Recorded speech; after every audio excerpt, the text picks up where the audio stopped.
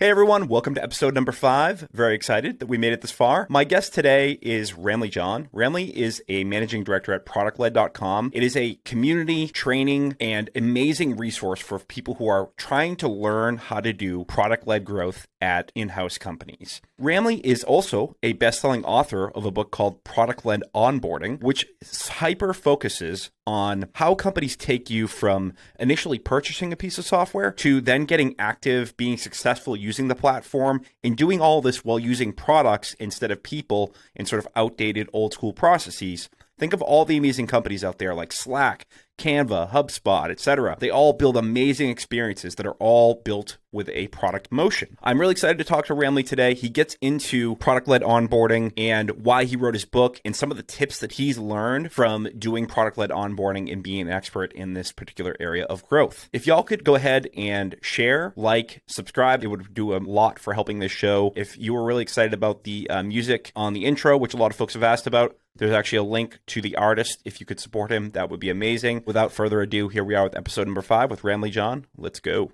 Go! We all gotta grow. This is not optional. That's why we need to start the show. Growth theory optimal. Growth is full of obstacles. Spark a hypothesis. You gotta play your hand. Don't just wait and be an optimist. And now it's time to know what growth theory is. Let's build. Bill King, host of the show. Here he is. We going all in. We unstoppable. Check it out. This is Growth Theory Optimal. You're checking out the Growth Theory Optimal podcast with your host, Bill King. No, you sound like you have a rage voice. I'm not sure if anybody ever told you. Kaplan actually said that. He was like, I think this is your calling, man. I was like, oh, okay. I was like, well, I failed at everything else. I don't remember your voice being so like radio talk show. I mean, I swear, like you can do voiceover work if you wanted to, honestly. Well, hey, I have a face for radio, Ramli. That is for sure. So that if anything I've learned in my life. Yeah, exactly. Money, dude. That's right. That's right. All right.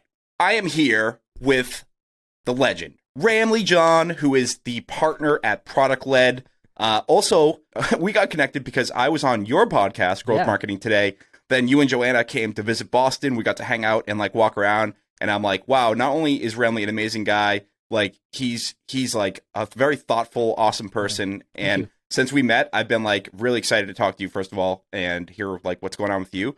But also, not only is he got a new job, but he's also got a new book called Product-Led Onboarding, which I got an advanced copy of. And let me tell you, it is a deep dive on an area of growth that I think is not as sexy as acquisition. Like everybody's focused on getting net new customers and everybody's like, let's build some retention loops. And those are like the things that a lot of people talk about. But I work currently at a product-led business where we do have a sales motion, but like, it's a very small piece of the business, but the majority of our customers come through, sign up, never talk to any of us, and it's a huge part of the funnel. So, first of all, thank you for coming on, Ramli. It's like we were saying before we started recording, this feels like we have come full circle because one of my awesome like opportunities was to talk to you on Growth Marketing Today, and now you're at Product-Led. So, first of all, welcome to the show, and tell me a little bit more about what is Product-Led, and I have a basic understanding of what it is, but like what made you join the team, and like what do you see that they're building that that is so special? Yeah, this is something that we've gotten a chance to really think about in the last few weeks as we're planning out the quarter. And really, like if I could sum it up, it's this phrase that we're challenging status quo. And what I mean by status quo at the moment, the way that software has been traditionally sold in the last 5 to 10 years in the B2B space is, Bill, you got to hit request a demo, you got to talk to a sales dude, and you before you even see the product, they're gatekeeping. they're like the bouncer at the club, and really like there's the shift in how we sell software. That's what gets me excited about the team, about the company itself. But the team is great. Like I work with Wes Bush, the author of Product-Led Growth. He's such a good dude, and getting me a chance to grow out the team from scratch and really build out my expertise as well as my knowledge around this, and a team around challenging status quo when it comes to the sales-led versus product-led. Very cool. So you guys are creating basically like training courses for folks who are in this like super clunky, like old school model and want to go to more of a product led and don't quite know how? Is that essentially what you guys are building? That the training is like further down the funnel, so to speak. We have a community and we have books and train. I guess you're gonna hear it first. I'm looking to shoot a documentary next year around this. So really, like it's the training is like the back end. Like really, we have this community of over 7,500 folks who are interested in product led growth. We have the books, which is not expensive. Like you don't have to join a training program to really learn about this. What we're excited about is being an evangelist around product led growth and bringing that about. But if you have to say what is product led as a company, yes, we're an education company helping people level up with their knowledge of that. I love it. I love the fact that like, you know, I feel like I'm going to age myself here, but I do this all the time anyways. But like when I was coming up in digital marketing and this and that, like to learn this stuff, you literally had to go hunt people down and like ask them what they're doing, and like there was no place to go. Like I learned everything literally just out there in the wild and seeing what business models were. When I was at HubSpot, they were in a very traditional kind of like, you know, sales process, and then they moved to a product led business. Like while I was there, that was my first exposure. I just didn't know what to call it, right? It was like, we knew that we had friction in the funnel. The team was working on making things more seamless and more easy to use as an end user. And I don't think it like had a name, but basically we're talking about, instead of using people and processes and humans, you're talking about replacing that with products. And so explain to me, like, what exactly, I understand product-led growth. That is like the overarching theme of product-led. You're saying we're going to build products that replace these human assisted areas of the funnel. So acquisition, onboarding, retention, etc. Product-led onboarding is all about how to turn users into lifelong customers. Now, what exactly is product-led onboarding? Like, how would you define that for people who are listening? For sure. I mean, I just want to also make it clear. I hope people don't listen to this and like product-led is trying to replace humans. It's like AI. Well, there's just a shift in resources, and the resources and people now is really about how do you create a great first experience for first-time users, and that's really the drive home of the product-led onboarding. Is like, how can we guide people through the product the way that they want to? And most people, the way that they want to is the way that they shop at Costco. When you go to Costco, Bill, like they check your card, they hopefully do it with a smile, and they welcome you. Hey, Bill, how are you doing? They ask you, Bill, what are you trying to look for today? Right? They're not going to grab your hand. They're not going to point at everything. Oh, I'm looking for fried chicken. Oh, I'm not sure. Toilet paper. And they direct you to that aisle, or you come across like this food. Usually they give away samples. So I was like, hey, Bill, if they knew your name, that would be kind of weird. But like, hey, dude. I'm very familiar, Ramli, with the samples, as you can tell. You know, the pandemic had a very, very negative impact on my overall physical condition. But samples, I'm a big fan. Good. Yeah, so I love it too. I've had a whole meal just samples at Costco for free, to be honest. So they give you a sample, and it's like, do you like this or not? And you like it, you buy it. The reason why that works, that experience, and then when you cash out, by the way, you can pay with cash, with credit card, whatever it is, so they don't make it hard for you to cash out. The reason why that works in that sense is the riskiest part of the buying process is, will I find this valuable? Will I actually like this? In the traditional sense, with you have to request a demo, that happens after you've already purchased it. Often it's a year contract, 5-6 figure annual contract value, and by the time that you actually get in there, it's like, this is not great. How do I get my money back? Now it's a little too late. So to define what product-led onboarding is like really focusing on getting people to your product's value as quickly as possible, hopefully on their own, because you know that's what most people want to try. But in certain situations, I do include it in one of the chapters. Some people want to talk to sales. They actually that is one thing that I want to make very clear, is that product-led onboarding is not anti-sales. That is about delivering the experience that people want it to be. And if people want to talk to sales, let them let them talk to somebody, because they're just way too busy. So that's how I would look at product-led onboarding, is that delivering that great first experience for new people coming in.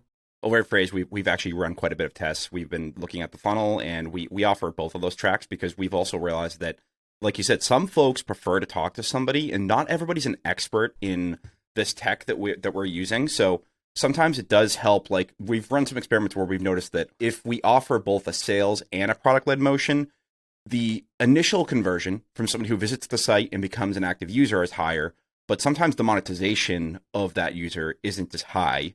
But if we work in both a combo model where we offer the ability to talk to somebody, that is actually the best recipe. And we only found that through testing and trying out these different models. And yeah, you're saying I want to jump on that a little bit. Yeah, sure. Yeah. Go ahead. I love what you said, combo, and you finding it's the best. This is actually the best situation. Like there's actually data around this with First Point VC. Somebody there did research around like 500 or so B2B SaaS companies, and they found that ones that do what you just talked about, the conversion rate is around 15 to 20% from free to paid versus just pure product-led self-serve motion. It's around 2 to 4%. So like if anybody's going to ask me, Ramli, do you think product-led onboarding just pure by itself is the best? I'm going to be straight up and say, actually, it's not the best.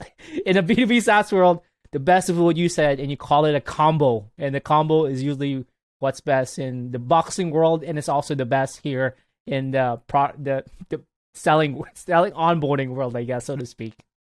Yeah, 100%. Like, I think, there's probably some folks who might be like, oh, this sounds interesting. So could you actually have a great example of what a product-led onboarding experience would actually mean in the real world scenario? So you have the flywheel here. You look at, somebody visits the website, they request a demo, they've got to get qualified from that sales development rep who books the meeting with you and then is like, oh, how much money do you have? Like, why should we even give you the opportunity to try this product? And like me as the person who's trying to buy this is completely infuriated with this process. And then if we're lucky, we get passed on to an account executive who's going to shake you down a little bit more, try to make sure that you're a good fit for it. Then maybe you make, to the point you get to a demo. Cool. Now you sign the contract. Now you have a negotiation period, procurement, etc. You get on board with customer success rep. And then maybe if you're lucky, how long later you actually get to use the product? Like, yay, that's exciting. So how would you take that exact example and then flip it on its head and say, here's what exactly a product-led motion is? Because there's 9 steps in this graphic I'm seeing on your website. Right. Like, what is product-led doing to that exact process? For sure. I mean, I love how you broke that down, Bill. I really love it. Like, you're seeing when is the riskiest part of that journey, and it's near the end when you actually tried the product. Will I actually like this? Like, imagine if it was the same thing with Costco, where like, Bill, you got to buy this first. You come out, you start cooking it out in the parking lot, and it's like, damn, this is bad. I got to go back and try to get a refund. So, I mean, like, the way that I see it now is like, let's flip that around and let's de-risk this as quickly as possible for people who are coming in and trying out a product. So what usually happens in this ideal scenario is somebody signs up for a free trial or sandbox, whatever the model you have where they're experiencing the product. They try it out. It's like, yeah, this is great. I got a chance to do this. They do it a couple of more times and somebody reaches out. Let's say it's Bill. For this time, you're now an account executive. Bill reaches out to Ramli. Hey, Ramli, how's it going, man? Like, you are successful with our product, whatever that is. You were able to, let's say it's Calendly. You were able to book your first meeting with your, and if let's say we know that they're a podcast host. Let's say, hey, Ramli, it looks like you were successful in booking your first guest for your podcast show. Like, how personalized is that? By the way, is there anything that I can help you out, Ramli? Like, is there anything else I can show you around? Maybe like if you have multiple guests, you want to limit the number of guests that you have. So now the conversation is personalized to them succeeding at something, and I'm more likely to say yes to that account executive, and I'm more likely to be open to a conversation. And now there's this opportunity for Bill, the sales guy, to come in and to land and expand to like, hey, Ramli, it looks like you're a consultant. Did you know that we also accept payments through calendars? Oh, I was like, oh, I didn't know that. Yeah, are you using PayPal? It's like, yeah, they're taking 3%. But if you use Calendly with your with our feature, now you can like pay directly, and we only take 2% or whatever that is. It's like, oh, that's good to know. So now you've kind of sold me up to the next level, and this is the journey that we're seeing, even for enterprise companies where they would sign up for it with one employee, and then they invite somebody else and then a third person, and now the sales team can go to the decision maker, the CFO, whatever, and say, hey, now Bill's not a salesperson, you're the CFO, right? Hey, Bill, CFO, did you know that 10 of your employees are signed up for a product, they're finding value, they're using it consistently? If you're interested, I can show you how you can kind of bring this all together and get feature X, Y, and Z if you tie it into like a team plan versus like an individual plan. Now there's this opportunity of like this land and expand strategy where the sales team or the sales org team is really taking advantage of the product data and seeing which of our users are ready to have a conversation and when should we have that conversation, because that increases not just your conversion rate in terms from free to paid or even expansion rate. It also increases the chances of getting them on a call versus like a hard cold email where like they don't even know what your product is all about. So that's the ideal journey when somebody comes in, tries it out, invites other, and now you can kind of expand it with a sales team to go even more higher upsell in terms of your pricing tier. We talked about this before, but I had Alex Burkett on, and he just took a new role as the head of experimentation at Workato, which is an enterprise software company. And they're already going through the motions of process hacking, understanding, hey, what's the conversion rate from paid to sign up to like meeting booked, and what are the processes that we have in there, and like how do we test to see how we could improve that process or getting them to the value of that product as fast as possible. And I think like a lot of people might hear this and go, oh, geez, it sounds like something cool that like only a Calendly or like a Zoom can do, right? Because they have like, you know, their business is set up for that. But are you seeing a lot more businesses now that are saying, okay, enough's enough, like we need to start thinking about placing some product-led bets on onboarding and the overall process? Are you seeing a lot more of that shift happening right now? For sure. It's the reason why there's this huge interest just recently in the last year and a half around product-led and how do we have this self-serve motion. It's something that only happens once every 100 years called the pandemic.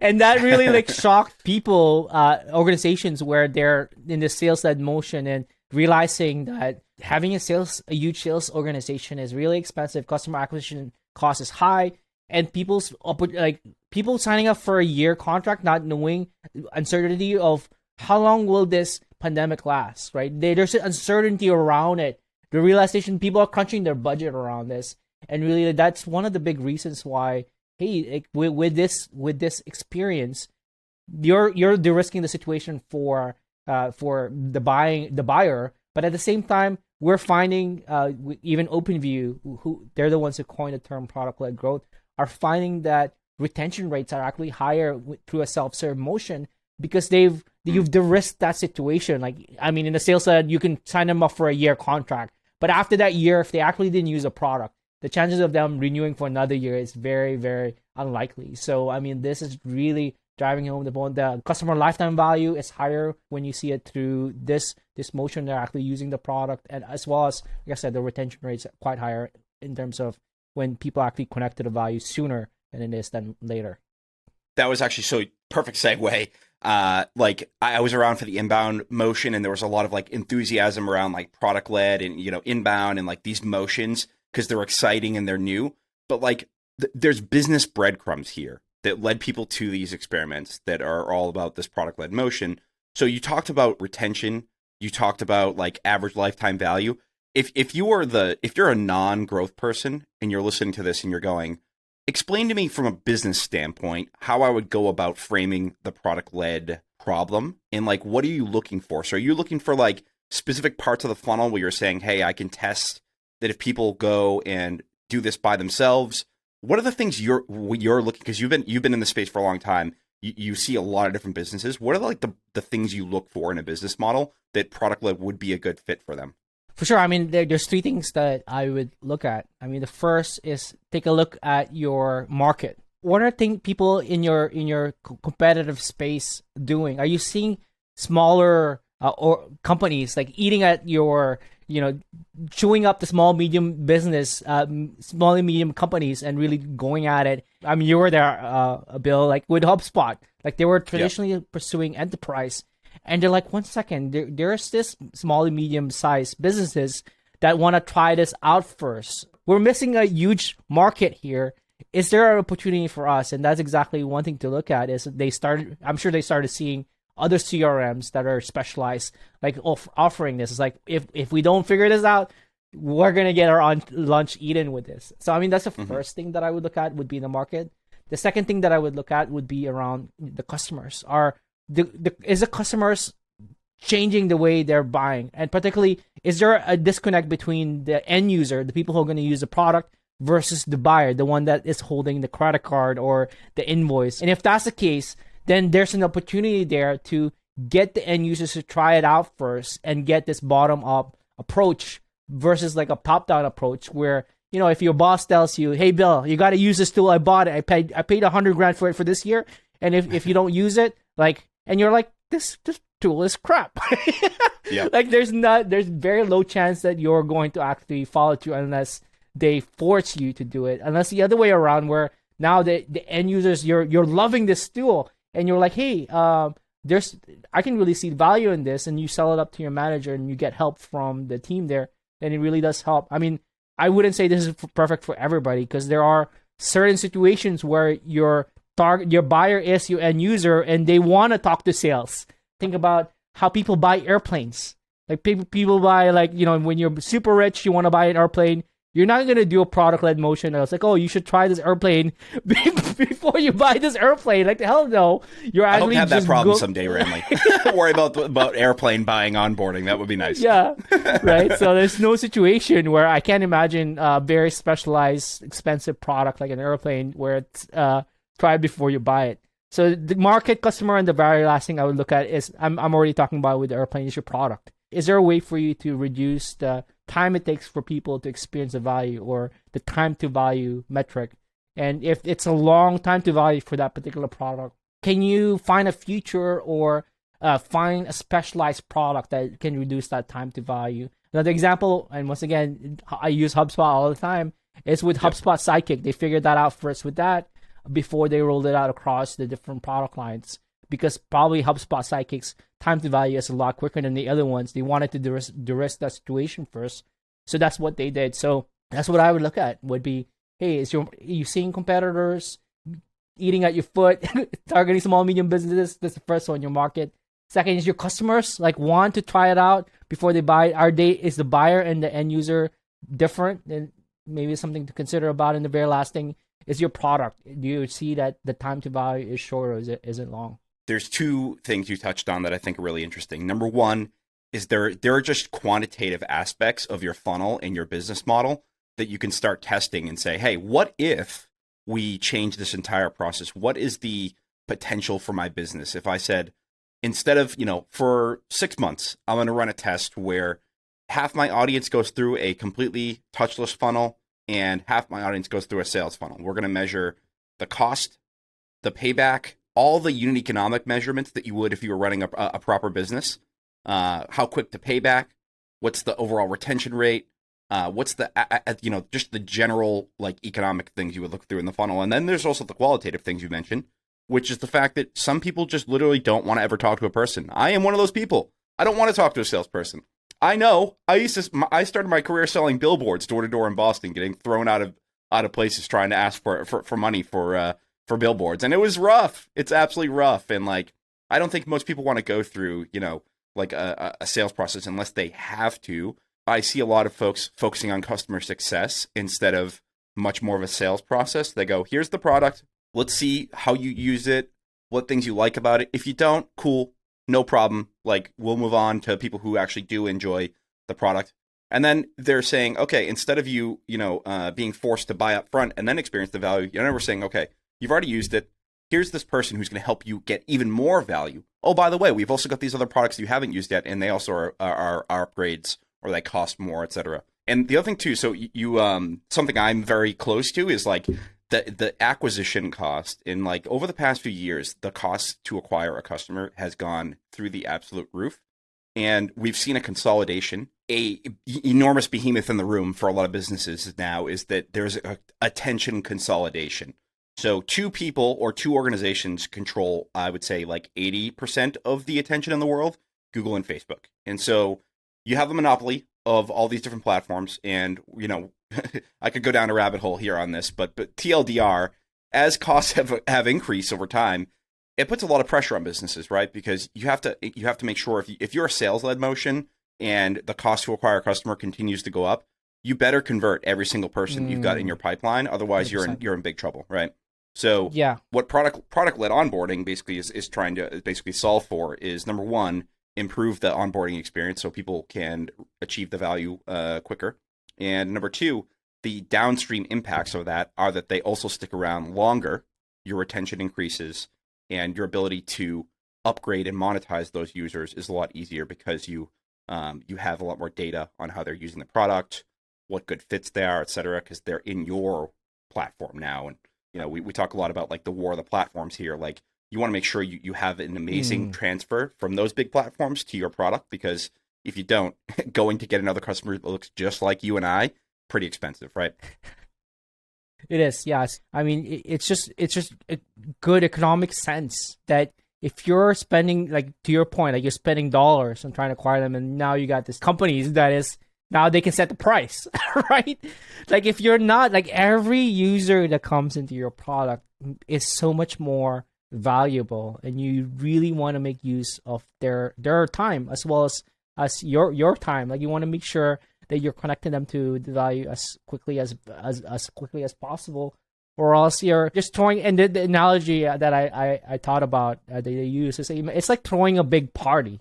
Like, you throw a big party, you spend marketing dollars to do the flyers and share it around the campus, like in Boston University or wherever you're at, and you got like street team giving away this flyer. So that's what's the marketing. You got the product team, and they created this amazing party. They got the bouncy castle, they got the Ferris wheel, they got unlimited booze. Right, I'm in. Let's go. Right, you're in. Right, you come in, the door's locked, nobody welcomes you, the lights are closed. Like, what are the chances you're going to get to the party? And what are the chances you're going to come back to that party? And what are the chances that you're going to invite your friends back to that party? Very low. If that first experience where nobody greets you, then it really is that. Like, that's often what happens when people neglect onboarding, is you're throwing a massive party, spending dollars on it, and you're just leaving people at the door, and the lights are closed and the door is shut, right? Like, it just doesn't make sense if you look at it in that context. To me, like, as a person who's also a consumer but also works in this space, like, I would prefer to just get the value of the product, experience it, and then you can ask me for money. I want to know if this works, if it fits for me, and if it's something that I want to continue to invest in. I don't want to pay you up front and then find out that it's not, just from a qualitative standpoint. Like, 100%. If somebody walked in your front door of your store, like you said, it's kind of interesting. So first things first is I would love to hear a little bit more your exposure. You have a lot of exposure to companies who are already doing product-led growth. If you are a like B2B software company and you've got a huge sales team and you're like, dang, this sounds pretty cool. Like, what does it take to go from a model like that to more of a product-led motion? Like, what are some of the things that you see growth teams or like organizations doing to go from one to the other? Yeah, and that's the challenge that we see. That's our specialty at Product-Led, is helping that specific transition. And what we're finding, the first step is usually this movement to Product-Led starts from the top. Usually the CEO or the executive team or the board of directors. So there's already a little bit of buy-in, and now they're assigned somebody. Like, let's say Bill, you're in charge of this. You're the GOAT guy. Now you're gonna figure this out. I liken it to an ocean liner. If your company's already an ocean liner, a big ship, you don't want to be all of a sudden, everybody, we're turning right, the boat's gonna capsize. Right? You don't want that to happen. So what you want to do is you want to find. Usually they start off with a small task squad or tiger team with somebody from growth, one person from product, one person an engineer, at least one marketer to figure out, let's test this out. Let's do a small test. Not our cash cow. We're not going to destroy our moneymaker, right? We don't want we don't want to turn out product-led because it's working. And if we destroy that, we destroy our business. It's our source of revenue. So usually you start off with a small product. Either it's a feature or it could be a small thing that they have. And I'm going back to HubSpot again. They started off with HubSpot Sidekick, right? It's like this little feature that is not their main source of revenue. And they tested out the motion. Once look at this. People are starting to upgrade. There's this the unit economics make sense. People are coming in. We're figuring out how sales can get involved. Then you roll it out to the next product with the shortest time to value that doesn't require as much change management. And slowly you're kind of getting people bought in little by little. And usually that's how we're seeing it. And when I say the whole organization is now product-led, once again, I'm not saying, hey, we're going to get rid of the sales. Like the sales is just a shift in the way that their sales process is now. I mean, maybe they have people still doing outbound, but there's now and there are people in charge of inbound, but now they have people in charge of this product-led self-serve, people who are already in the product and just want to talk to sales. And now your job is, instead of explaining what the product is, you're trying to guide them to the next value moment and selling it up to the organization. So usually that's what we see, and that whole process could take a year to 2, even 3 years, just because you don't want to shock the system. And there is definitely that buy-in piece that requires people to make them move. Yep. So like from a framing perspective, if you're a single product and your product is $10,000 a month, huge enterprise product, a way to break off this would be to test a sample of your audience, maybe like a few percents of them, and say, hey, listen, we're trying this new process. We'll try to get you through and active without actually talking to anybody, and then build it up from the ground up. And then there's the alternative process, which you mentioned. HubSpot Sidekick. I was there for Drift Video and a lot of those apps. Video, cool. Yeah, exactly. So shout out Matt Bellotti, a legend. We'll have to have him on here one time. Yeah. The average revenue of a user of Drift Video was like $7, right? Like very, very cheap. It's very expensive, or I can't remember what the actual price is, but it's very, very low. Getting a salesperson on the phone is insustainable because you're talking about, 2 years payback time. So then the question is, okay, if we want to build this product, what actually should we do to actually get them to be active? So you sign up for the product. The first thing you see is, hey, they ask you a few questions, and then they get you to the next step, which is put in your name, connect your accounts, this and that. All of a sudden now you've got your apps all connected. The next step is, hey, here's some documents on how to be really successful with using this tool, and here's some examples, etc. We see a lot of businesses do that. We just had Rand on the last episode, and SparkToro is a very similar model. And I got to tell you, absolutely beautiful onboarding experience. You sign up for the product, you get in, the home dashboard is like, here's how many credits you have left. Here's all the user guides. Here's a video from the founder and why he started it, and here's how you can use it and get a lot of value out of it. I would way rather prefer that from a qualitative perspective, but also like the business economics requires it. So if you have multi-products, if you have an SMB or like a very low ARPU product, you can say, listen, let's try to test this and improve the quality of the business. I love it. Are there any other products that like you're seeing where if somebody was saying, oh, interesting, I would love to test this out, like what are some examples of people who are absolutely crushing it with product-led onboarding and or growth? Yeah, I mean, another one is called Vendesta. They're this white label marketing tool service that people have to sign up for. Traditionally you have to sign up for a year, but they test it out with like a small tool that they have, and then you can try it out for free before you actually go through with that. And interesting that you mentioned Drift, because it sounds like a playbook over and over again. You want to find a product that has low ARPU and it's easy to understand, easy to get to, easy to use. That is the entry point. It's the beachhead. And Vendessa did the same thing. And that led them to now a land and expand strategy where they're figuring out, okay, so people are using this tool. People are using Sidekick, Drift Video. They're using this Vendesta free version of it.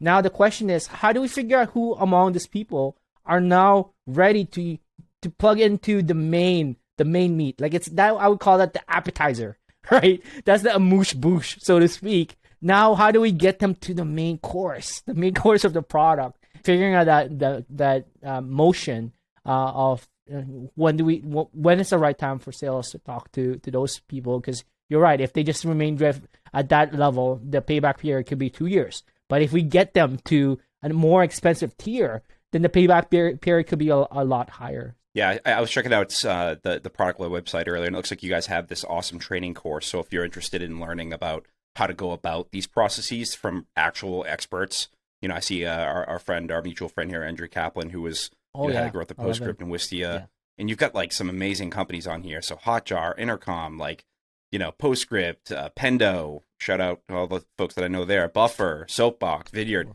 these are all the best in class companies where, you never talk to a person and it's just completely seamless. So first of all, if you want to go learn this stuff, connect with Ramli and check out the courses at Product-Led. So one of the things you mentioned in your book is something called the Eureka framework. Can you tell me a little bit more about what that is and kind of how that applies to onboarding? Yeah, it's the same. It's the 6 steps that we see over and over again to improve companies' onboarding. It's the same one that we've used to help out folks at Mixpanel, at Ubisoft, and at OutSystems. And essentially, it's step by step. The first step, figure out your onboarding team. And I really do drive home this point. A lot of people listening in might be in growth or marketing. Often what I see is product leading, improving onboarding, and then they're like, oh, by the way, we should have had Bill to take a look at our copy or take a look at something. That's not what you want. You want the people in charge of who are involved in the first experience to be really involved because they have input there. It's often why we see copy and product tours that are so terrible is because it's not written by people who know how to write copy, marketers. It's written by engineers or product people. So you want to build that team in the first go. That's the first step. Establish an onboarding team, and it goes through all the other steps. The understanding your users, which is super important because you want to know what success looks like for your user. Because if you don't, you might be driving people to the wrong end goal, which is often what happens with product tours that is pointing out everything because they don't understand what success looks like for the users. And then you want to refine your onboarding milestones. What does success look like for your product? Then you want to evaluate your first experience for users. Step by step, you want to audit which step is truly required and which ones are not. And you want to keep new users engaged with stuff inside of your product as well as your onboarding emails. And the very last thing is to apply these changes and repeat. Often what I see with larger organizations is, hey, we're going to improve our onboarding. We're going to launch a major project. It's going to take 3 to 6 months. And for us growth folks like Bill, you'll be like, 3 to 6 months for a sprint? That's absolutely nuts. You want to do small, quick, iterative experiments as opposed to large. And people listening in now, it's well, it's obvious, Ramli. But the larger organizations that are sales-led, they're like, this is how they approach it. 3 to 6 months, onboarding improvement, and it will take them that long to figure out what actually works, which is absolutely crazy. So, that's an acronym. It really is. Eureka is a 6-step acronym for a process to improve anybody's onboarding experience. Very cool. I love it. Yeah, this book is awesome. I've been diving into it since you sent me a copy. The book is available on Amazon. It's called Product-Led Onboarding, How to Turn Users into Lifelong Customers. It's really great because I actually started my career in SaaS working in customer success, and we were the first point of contact once somebody signed up and bought the product, and it was our job to get them implemented, get them successful. When you're at a company like HubSpot and you've got thousands and thousands of customers who are coming over and converting, that is such an important part of the growth process or growing a business, because it's oftentimes the first impression the person has after they pay for the product. It's you're the person that they meet behind the product, behind all this. And it's how do you, I think, there are some folks who are doing a really good job of hybrid, right? You get onboarded, you get up to speed really quickly. And then it's okay, what comes next? A lot of people will drop off in product-led motions if you don't have some sort of loops and things that are built into your product to get them back in. The reality is I'm, you can send me as many emails as you want, but sometimes I will pick up the phone or I will respond to a person. Right. That not everything has to be built and engineered to the nth degree, right? Agreed. All right, so Ramli, what do you got going on this year, man? You got anything going on over at Product-Led that people should know about? That if they were really interested in learning more about the whole product-led motion, what do you got going on this year? Yeah, a few things. We got a summit coming up that's totally free for people. It's happening end of July. The audiobook for Product-Led Onboarding. I know people don't like reading; they want to listen to, and it's my voice, or maybe I should hire you, Bill. I should hire your voice. Welcome to Product-Led Onboarding. You got it, bro. You got the job. Done.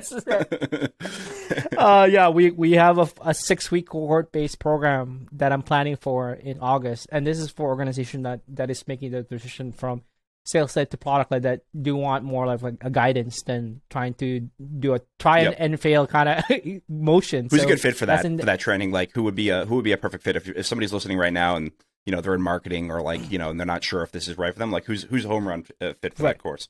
Awesome, man.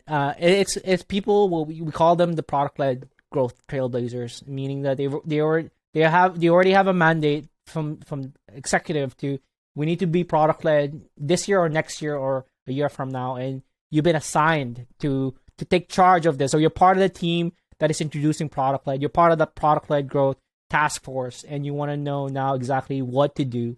Those are the ideal people that we're coming in, and we have people from marketing, like you said, marketing coming in because it's a big part of it. Customer success, product growth who are coming in because they're part of that PLG task force, and those are our ideal people who want to come in there if they really want to know a step-by-step process to make that transition. Sweet. I will add a link in the show notes so that way if people can check out all the stuff you got going on. Anything else that you're seeing like that you're really excited about in the product-led like growth space? I mean, we talked a lot about onboarding today, but like, is there anything that like you're really pumped about that you're seeing out there in the industry? Yeah, I mean, I'm seeing more collaboration. And when I say collaboration, it's like this buzzword. One thing that gets me excited is when people do it in a different way. And one example I can think of is Monday.com. The way that they release features is that they release it in squads, where it's like customer success, product, engineering, sales, all together in a squad releasing a feature together. The traditional way that larger organizations, where every team is siloed, has to go away in a product-led motion. I'm seeing product people at a company called 7 Chefs join on a weekly basis sales meetings.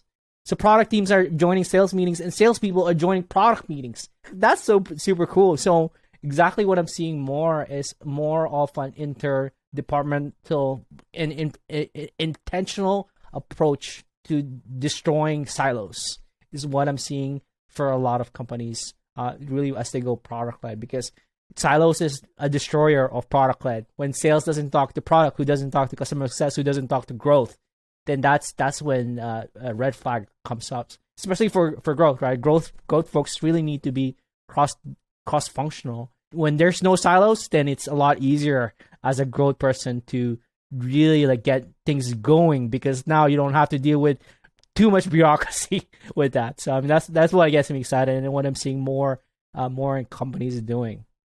Yeah, I love that. I love the fact that like teams are starting to think more holistically about the whole journey. It's not the sales team passes to the onboarding team, passes on to the the retention / life cycle team. It's like, okay, this user, how do we solve for the best possible experience for this particular type of customer, and what are the steps along each process? So if they come through the onboarding cycle and we're starting to see a lot of drop off, could we include a salesperson or a customer success person earlier in the process, and they're collaborating a little bit more about that? Cool. Well, it looks like humans are still be around for a little while, right? We haven't completely replaced. There's no, I can't imagine. I can't. Maybe knock on wood, right? That that humans, there will always be a space for every type of customer success, sales, product growth. Like I can't imagine a world where like even in a product-led company where we don't need this team at all ever. Exactly. Yeah. I mean, like, maybe those roles shift. Like if your company shifts to less of a sales-driven motion, maybe you can work on the other side of the funnel and helping customers get through some of those problems. Because, like as a user, I mean, there's been many times where I've signed up for a product and then dropped off and actually didn't realize how beneficial it could be for me. And somebody reached out and helped me get back in the groove. So I think a lot of teams are probably running experiments, right, to figure out what's the right mix at the right time. 100%. I love how you keep going back to this experimentation. That really needs to be the heart. Like experimentation, product-led, that needs to go hand in hand. They really do need to go hand in hand for sure. Ramli, you're the man. Where can people find you on the internet? And do you have anything specific? We already talked about the things you have coming up, but like, is there anything you want to let the people know about if they want to learn more about this or find you more about you? For sure. I mean, if people have any questions about onboarding, feel free to send me an email. I mean, I'm surprised I don't get as much spam as I do sharing my email on the book, Ramli at ProductLed.com.